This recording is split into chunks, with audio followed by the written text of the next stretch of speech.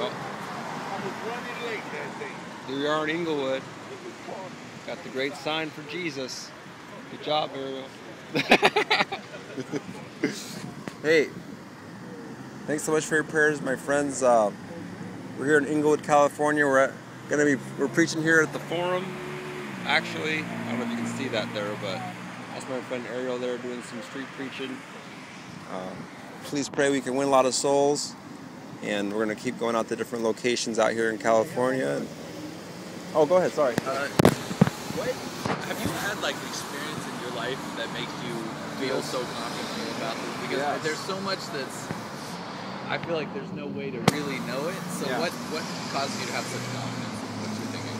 Well, I lived a lot of these sins I was doing. You know, and when you keep living in sin, it catches up to you eventually. At least for me, it did. And it really, you know, eventually you come to a point where you're at rock bottom. You know, and that kind of happened in my life. And then I just, the little thought in my head just popped in my head. It said, well, if you would know what the Bible said to do, this wouldn't have happened to you. And I was like, wow, that Bible must be true. So I actually didn't understand. I wasn't raised a Christian, but, you know, I just, that thought changed my whole life, really, because I believed it. You know, I just started trying to do right more and tell the truth more, and eventually I got a hold of a Bible and started reading it and seeing the commands and stuff, and I started obeying it. I got baptized, I prayed for the Holy Spirit, and then boom, I got filled with the Holy Spirit, and what the Holy Spirit does is it gives you boldness to preach.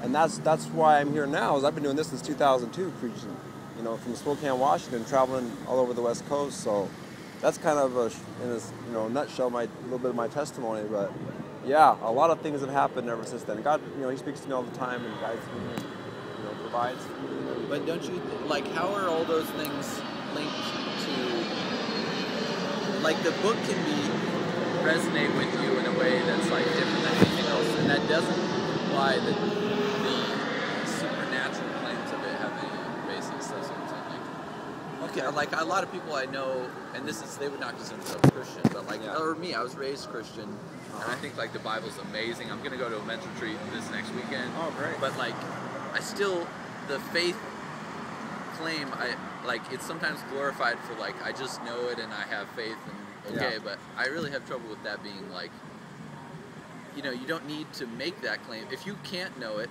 then why act like you know it? I would go to these churches where everyone's so confident about it. Yeah. And I just think there's no way to be that confident about it unless there was something that happened that I can't empirically or scientifically explain. Yeah. Yeah, well, I've had a lot of things happen to me that makes me more than confident.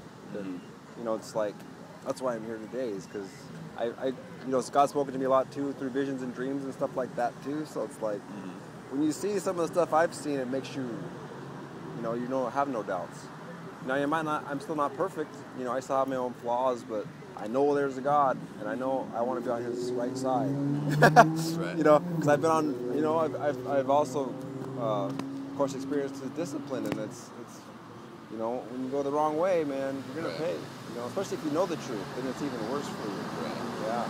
But don't you think that there's room for you could be wrong, or something in your mind could be presenting something in a way that's not true, because we have flawed minds, and these things you feel like you are more than confident about.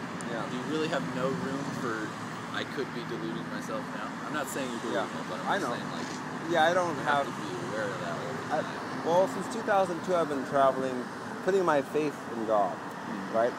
Not working a normal job, living among the homeless, been arrested a lot for preaching, been physically assaulted for preaching. Yeah, a lot. Literally for preaching? Yeah, in Las Vegas, especially. Yeah.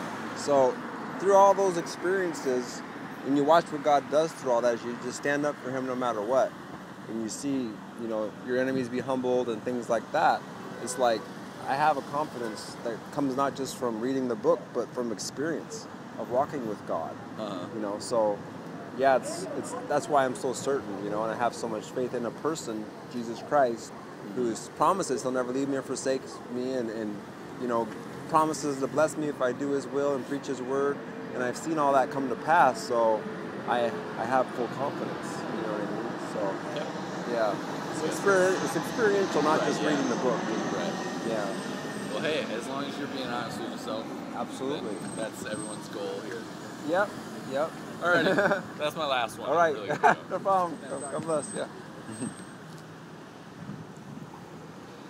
So anyways, yeah, please pray for his salvation, the salvation that others we're going to witness to today, my friends. And if you'd like, please join my Facebook group, Homeless Advocates for Christ and Christian Music by R.Joshua Collins. Thanks so much. God bless. Bye.